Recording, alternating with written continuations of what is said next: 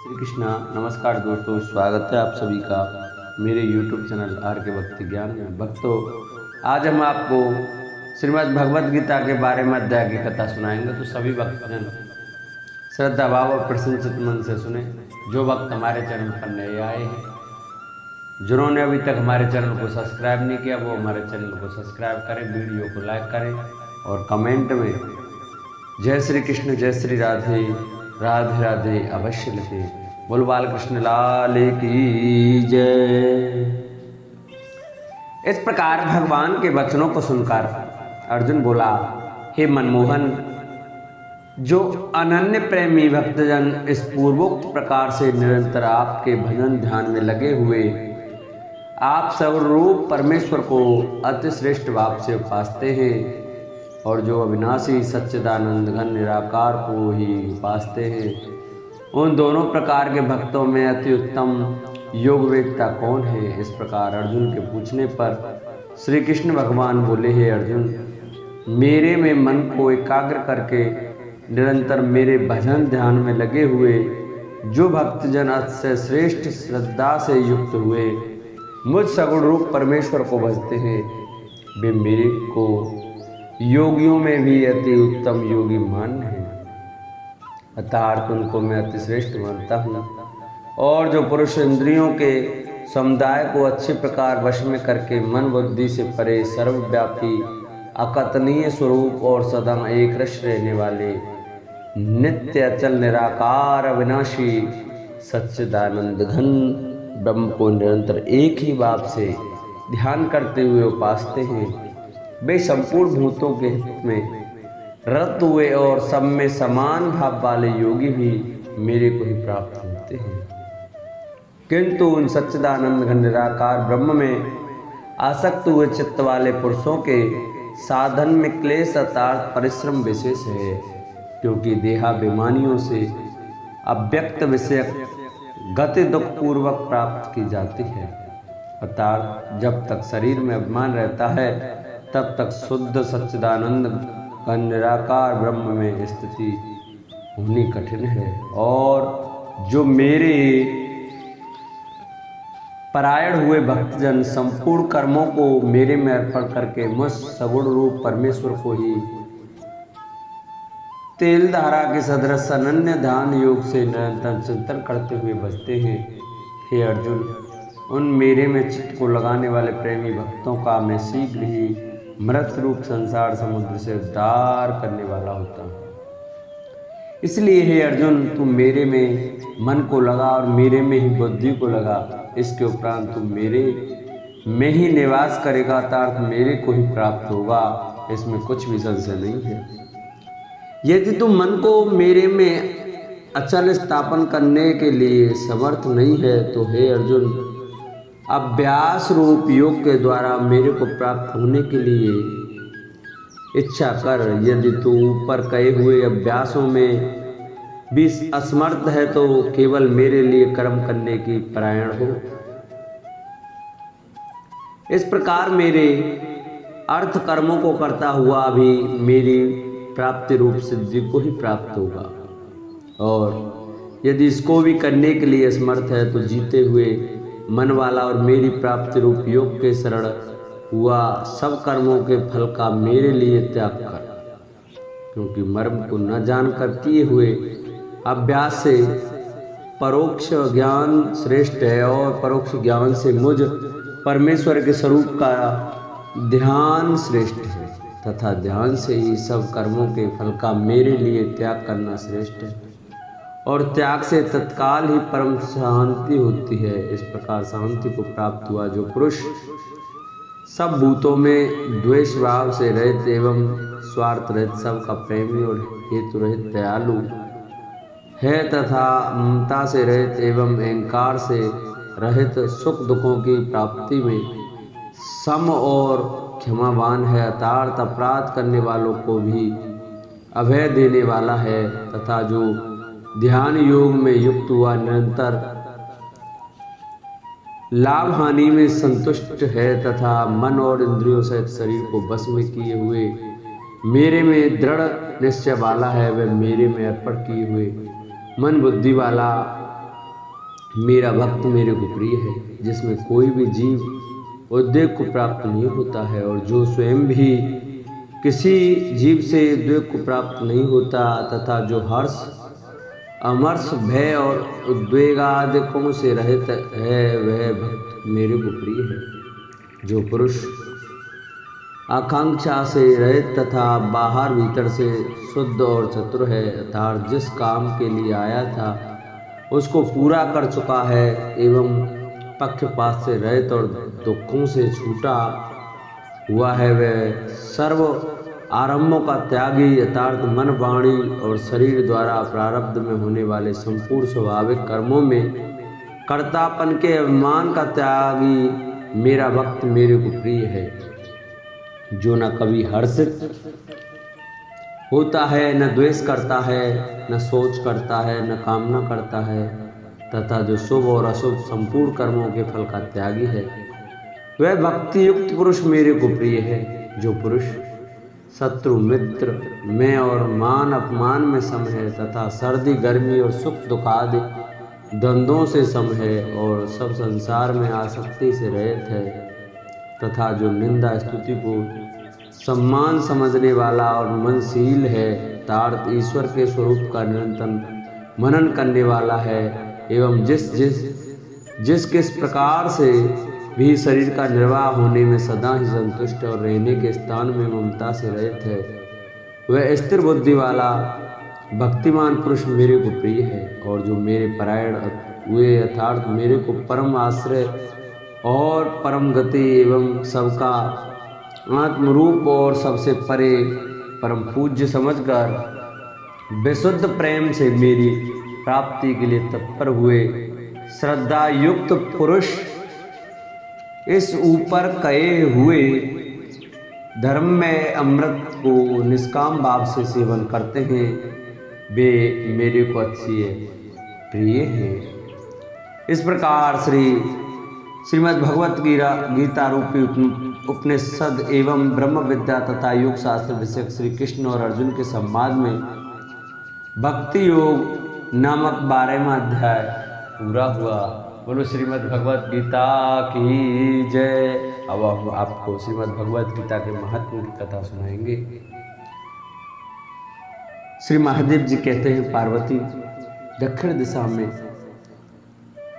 कोल्हापुर नाम का एक नगर है जो सब प्रकार के सुखों का आधार, सिद्ध महात्माओं का निवास स्थान तथा सिद्ध प्राप्ति का क्षेत्र है।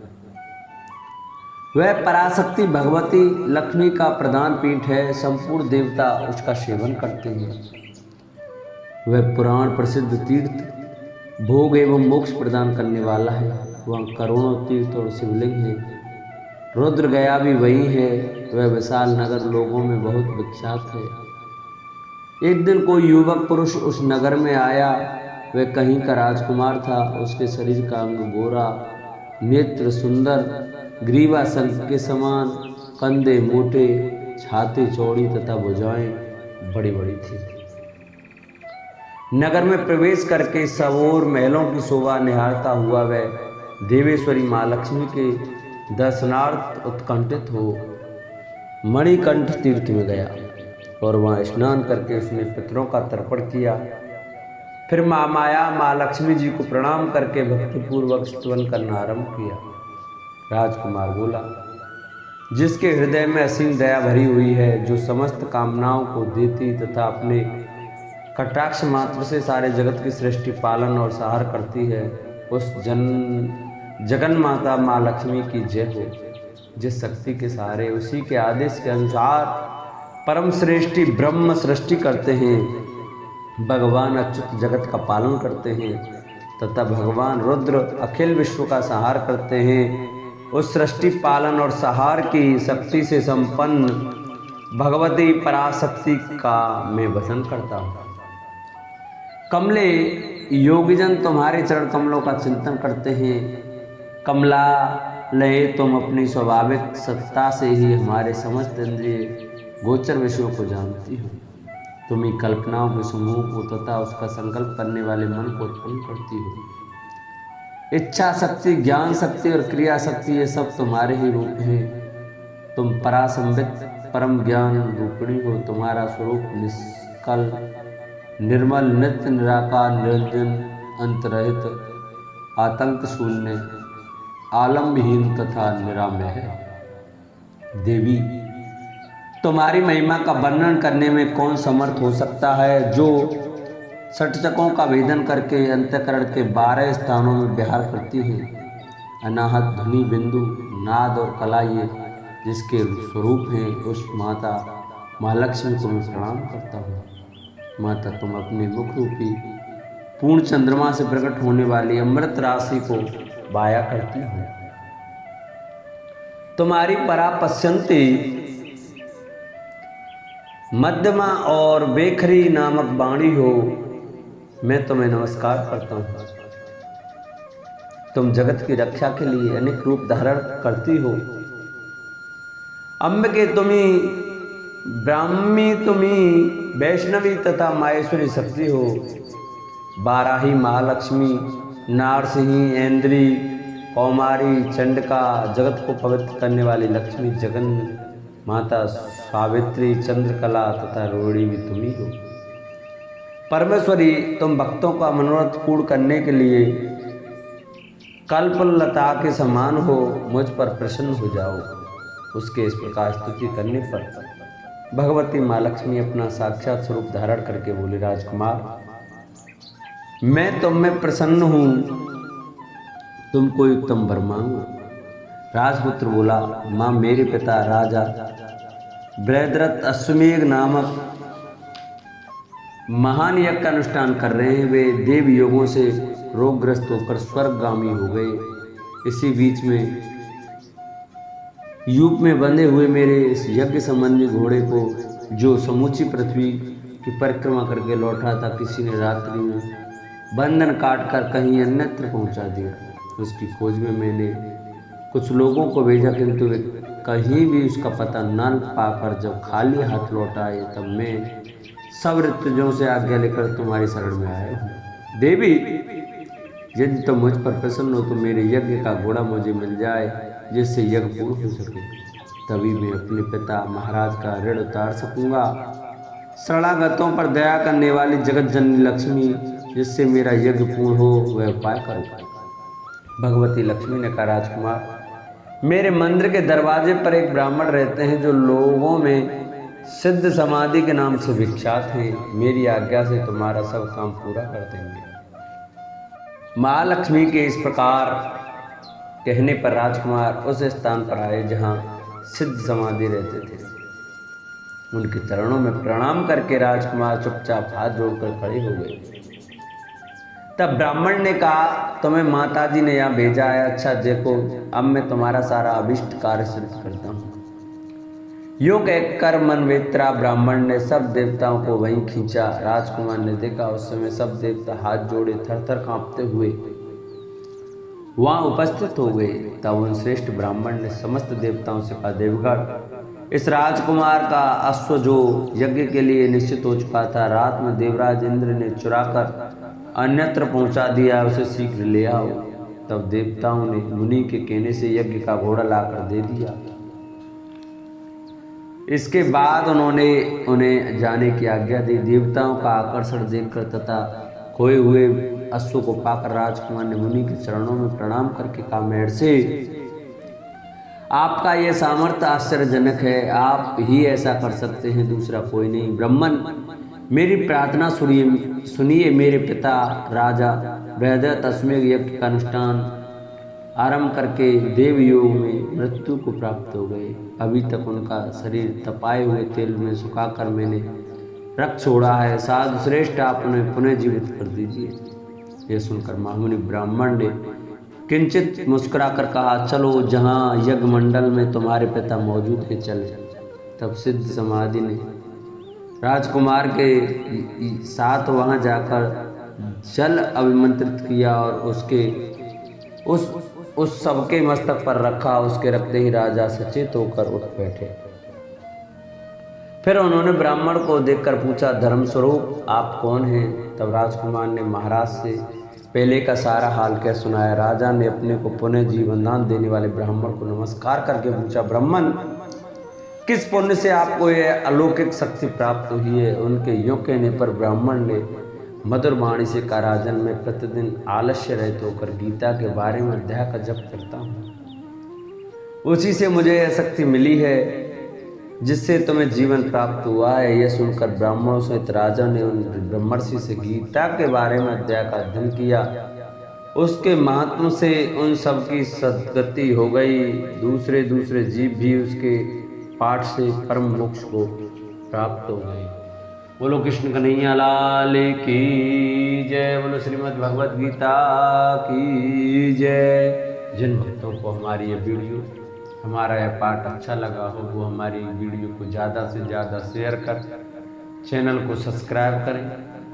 चैनल को सब्सक्राइब करने के बाद बेल आइकन जरूर दबाएं, जिससे हम जो भी वीडियो अपलोड करें उसका नोटिफिकेशन आपके पास अवश्य पहुंच सके। हमारी वीडियो अच्छी लगी हो तो लाइक करें और कमेंट में जय श्री राधे राधे राधे जय श्री कृष्ण अवश्य लिखें।